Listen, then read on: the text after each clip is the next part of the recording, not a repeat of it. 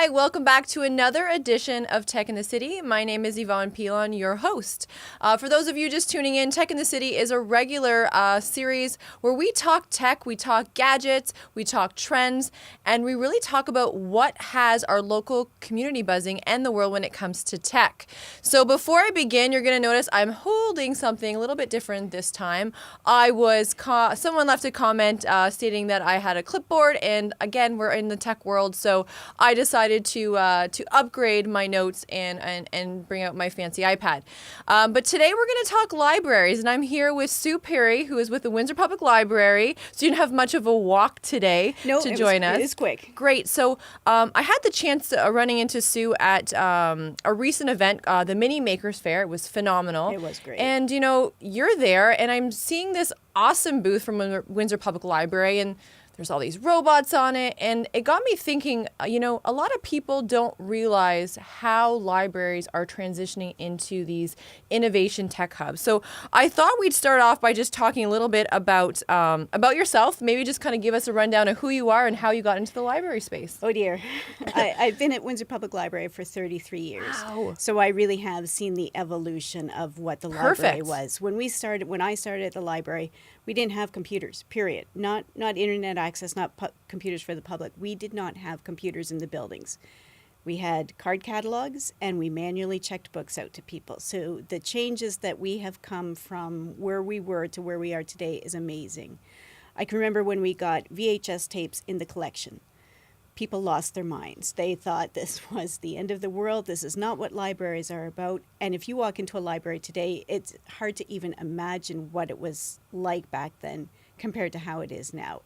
We're not about being a warehouse of books and facts and print materials. We still have those things, but it's more about the space and the community in that space and the sharing of knowledge instead of just individual reading books. It's interesting you say, you've been there for 30 years, and the evolution, I'm sure, was substantial, but a little slower. And now it's just, technology is changing. Boom. Just when I learn something new or I buy a new gadget, there's an upgrade literally days later. So, but before we get into kind of what, some programming and some of the tech stuff you have going on, maybe you can just give a brief overview of the landscape of libraries, kind of how many do we have here locally, because I don't think people realize, again, how many libraries still exist within Windsor and Essex County. It surprises me how surprised people are by what we have, because we have 9 branches in the city of Windsor, the Windsor Public Library system, and there's another 14 branches in the Essex County system, which is a totally different system from us. I don't know a lot about them, but they've got a great website if you want to check them out.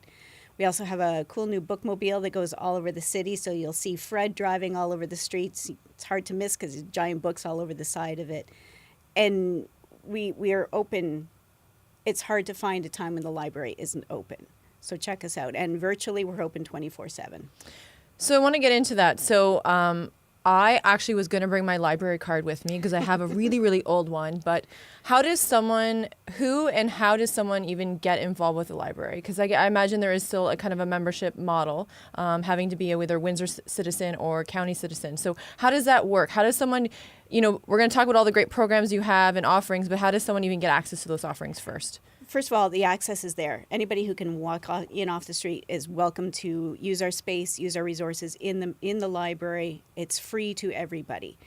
Anybody in the world can get a library card, but it's free to anybody who lives in Windsor, Essex County. You just come in, show us something with your name and current address, and you've got a card, and you can check out literally as many books as you can carry out of the building, because we no longer have a limit on how many books you can check out. But the e-resources that you have available to you at 3 o'clock in the morning, you can't sleep, you want a book, you check yourself out a book from the library with your library card. It's amazing. So let me talk about, again, why we're here talking about tech. So these e-resources, if you're a card holding person or you're up late at night at 3 a.m. and you want to read, what's available for people online to access? We have e-books, e-audiobooks, so you would listen to it instead of reading the print version. We have databases, we have movies, TV shows, music that you can stream or download. We've got a really cool platform called Freegal, where not only can you stream and download the music, after your loan period, it's yours to keep. We have taken care of the digital rights management, so it actually becomes your music legally free on your device. Never any overdue fees because it's hard to return a pixel late. Finally. Yes. I remember having a few library Yes. fees. Oops. Everybody has library fees, but that's okay because we'll work with you because we want you to come back into the library and use it. Now, a lot of people have a misconception that it tends to be kind of older movies, older books. And when I was using the library years ago, like I was, going in and taking out books that were just getting introduced at some of the biggest bookstores. So is that true? Like, are there new releases? Like, maybe you're like, do you have any idea of some top books that are being rented right now? Or ebooks, as soon as a book is published, we purchase the book in ebook format as well as print format. So if you're looking for an e-version, we have the newest stuff. A lot of times we will actually have the e-stuff before the print version. There's less of a waiting list because usually people read it faster and return it faster because it's easier to just click a button than to get down to the library. It really is incredible how fast the stuff gets onto the digital platform. I was doing a talk at Assumption Library and just having them shout out some of their most current groups that they're listening to see if we had it on Freegal. And 9 out of 10 times we had it. Yeah. Wow. So in order to access this stuff online, can you sign up to be a member virtually, or you have to come in person to get that first access? First access, you have to come in and show us your identification. We are really working toward online registration. It's something we've been wanting for a long time, and we are really pushing toward it, but we're not there yet. We want you to come in and see first what else is in there. And I can't stress this enough again, it's nothing bad about owning your own books, but there's so much offering and free offering as part of your residency in the county in Windsor that you have access to. So I hope that we can help shed light on kind of what Windsor Public Library and the surrounding libraries have to offer. Especially for people who are into gaming. Yeah. You don't want to go to EB Games and drop $60 on a game if you don't know it's good. Come to the library, check it out, play it once or twice, and then decide whether or not you want to buy it. So gaming, is it specific platforms you have? All the platforms. Do you have any virtual reality games as well? Forest Glade Library does have a virtual reality gaming system. So go out there, check them out, give them a call, make sure that know what I'm it's doing this weekend now. Seriously. Yeah, they've got a lot of cool stuff out at Forest Glade. Yeah, awesome. So I know one more thing, another thing I want to talk about briefly is, a lot of people are self-publishing books. And I know you're really involved with this, I think. According to Google, there is a self-publishing facility in the library here. And I think it's the first in Ontario, if I'm not correct. We were the first public library in Canada. Which is amazing. So what does this mean? Like, explain what self-publishing means to someone listening. It means that 70% of books today in the market are self-published. Wow. So it's not the stigma that it used to be about vanity press and that kind of stuff. It's people who want their word out there. Whether it's you want to spread it with the world or if you want to just save it for your own family. You have now a means to walk into the library with your flash drive, plug it into the machine. 4 to 7 minutes later, you have an actual real paperback book. And they're on the shelves at Chapters. It's not like they're something that you've run off in your back room. Like they're beautifully bound and they look good. Now, what is that? What is the fee for that? What's the costing for something like that? I'm sure it depends on the level of books or the number of pages. It's a per page charge. So basic idea, a 100-page black and white book is $8.50. Wow. Yes. This is eager. I've always wanted to publish a book. Okay, so there is a tech hub growing. Yes. I want to hear about that. And somebody by the name of Fred. I was told to ask about Fred. I don't know who Fred is, but maybe you can talk about the tech hub and who is Fred?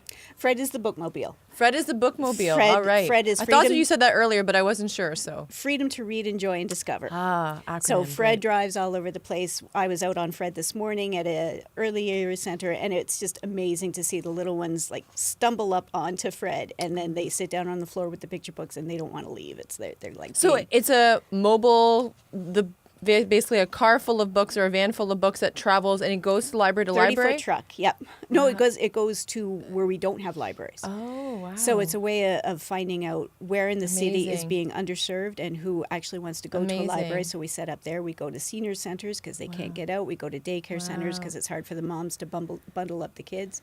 Everything that's in a little branch that you would walk into is on Fred and more. Like we've got internet access, printer. access this? If someone was part of a community group that, really could utilize this, did they reach out to you?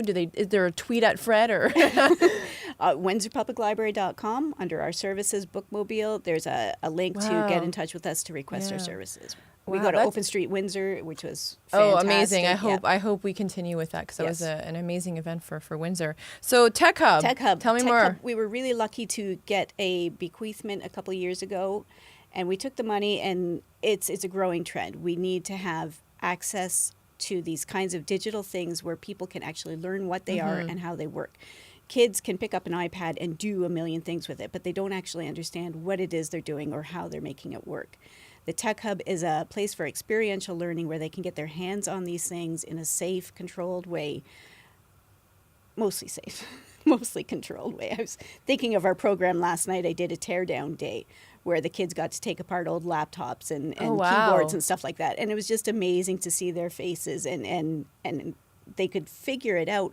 One little guy insisted on putting his keyboard back together and seeing if it would work again. Amazing. And it did. He did. This 12-year-old kid disassembled a keyboard right down to every last screw. They say that's really what learning needs to be. Is we've taught kids that, like, here's a keyboard, but like, what if you took off some pieces? Could they fix it? Right? That linear thinking that we're teaching people is going backwards. Exactly. And teaching. So I think that's awesome. I'm old enough to have to have used keyboards from when keyboards were first invented, and I had no idea what was inside them or how they worked. And it was just really amazing to see these kids hands-on. We've got green screen, we've got an electronic cutter, we've got audio and visual recording material and ways for them to edit it so they can make their own movies, they can do their own rap music, which a lot of them do. Wow.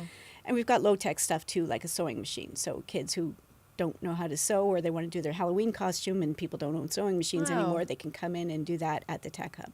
And is this Tech Hub open like hours of the library? Is it specific programming certain days? How does that work? It's specific hours. Again, our biggest problem, as everybody's, is staffing. So we've got this great space. We just have to be able to have the staff in there to make sure everything's done safely. So our biggest nights are Tuesdays, Thursdays, and Saturday afternoons. Every Saturday afternoon we're open, and it's just free exploration mostly. They come in, and if they're really into engineering, we've got a lot of engineering tools for them. Or if they want to do their music recording, they can do that too. If you wanted to do something where you didn't want a lot of people around, like if you're making a movie, you can book an appointment, and we will try to work with you to see what kind of private time you can have in there. The thing we see in our role at WeTech is a lot of the times, teachers don't have access to a lot of this technology. There's budget cuts, and it's unfortunate because we're trying to push our kids into the future and let them experience, virtual reality coding, but we don't have the resource internally. So can teachers leverage the library, and not even teachers, parents, right? Can they leverage the library to take stuff out, or is it like come to programming? How does that work? Is there? It's come to programming. Yeah. So right now, Forest Glade, like I said, has a lot of cool stuff to use. The Downtown Tech Hub has a lot of cool stuff to use. We have 3D printers in 5 of the branches. So if you wanted to go and learn about 3D printing, there's a lot of branches you could go to. We love class visits at the Tech Hub. We really love for teachers to bring the classes in, and classes love it. We've had a lot of kids come back after with their parents and say, I was here with Mrs. So-and-so. Oh, no, that's great. But the teachers then, if we have enough notice, we can actually work in the tech stuff in line with their curriculum. That's great. So we do have a homeschooling group who comes in and uses the space as well. So they're getting access that they may not have.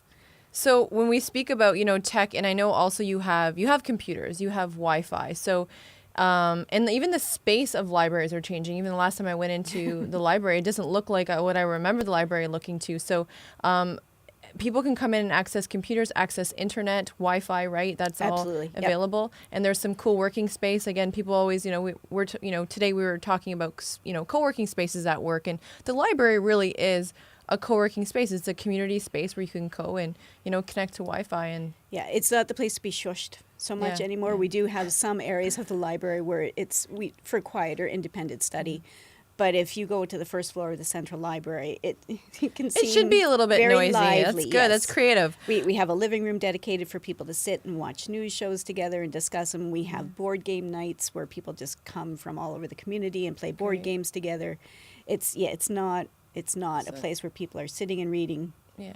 solely. Yeah. That goes on too, but we encourage... Get the rowdy tech group in. I yes, like it. Exactly. Now, I was asked, I know something's coming in May, and I'm not sure how aware you are, but I know one of our staff is very excited about the Glowforge. I've heard about the Glowforge for years, it seems like. It's probably not been that long. Exactly. So it's coming. It's coming. What is the Glowforge, and what does this mean to this community? Because I know WeTech will be there when that comes Excellent. in. Glowforge uses a laser beam of light about the breadth of a human hair, and it can cut, engrave, carve all kinds of stuff. So you can take a leather mouse pad and carve your face on it, or the map of the city. You can, if you're building doll houses and you want to actually cut out the wood, it will cut out the wood according to your patterns, and you'll just be able to build so much stuff. You can use it as a business. You can use it just to learn how to do the designs. It's going to be so amazing. The things that people can make is unbelievable. We're really excited to be getting it. Yeah, no, I remember watching, I think it was on Kickstarter, if I'm not mistaken, or one of those Indiegogo sites, and one of our staff, who I think was helpful in purchasing it, Eric Kuzmarchuk, who's a city councilor, and I think he partnered with another councilor, if I'm not mistaken. We've actually got 3 councilors who contributed to it. Yeah. Which I, again, obviously biased because of technology, but I see such a need for these kids to experience this, and that makers community that all communities are building. Things like the Hackforge are allowing kids to now create things. And again, if you're listening, I really encourage you to Google Glowforge, because it's this powerful machine that can literally, again, cut leathers and wood and make these cardboard. Amazing pieces. Yeah. I can't remember exactly what was created, but I was like, whoa, like this is amazing. Yeah, if you go to the website, it really is incredible. It's stuff that, and we'll still keep discovering. We'll have somebody walking off the street and say, hey, can it do this? And we will contact Glowforge and say, can we do this? And they'll say yes or no, and then the people are off and running. That's amazing. A couple last questions just as we kind of wrap things up. You've been in this space now for 33 years. Where do you see, what are libraries going to play when it comes to the future? Like, what role will they play? And what do you think libraries of the future will look like? Well, people are always saying, oh, you're not relevant anymore. Oh, you can get everything off the internet. Yeah, you can get everything off the internet. Yeah. Good stuff and bad stuff. Libraries will always be around to direct you to the good stuff, the worthy stuff. And it's one thing to read on the internet what the inside of a keyboard looks like. It's another thing to come to a library and get to touch it and figure it out. Experiential learning is so important. And community. The technology in a way is kind of isolating us more and more into our own little teeny tiny spaces. The library is a place to come and reconnect with that society, that community of the people beside you. Even if you're sitting beside them doing something, you're still sitting beside them and commenting on it instead of just being isolated. That's amazing. I learned so much today, which I'm excited about, because obviously I try to read, but I always fall asleep when I read. So I got Alexa finally. It's fully operating, and I know she has audiobooks, and hopefully I can link her up to read me a bedtime story, which would be great. So my last question, and it's a question that I heard at a panel, and I thought it was a really great question, and it's they use the example of a billboard, but my question is, in your role in industry, imagine the front page of a media in 5 to 10 years. What would your dream headline be? What would that headline be that you'd just be like, yes? Windsor crime rate drops to 0. Everybody too busy at the library for shenanigans. I like it. Yeah. That's awesome.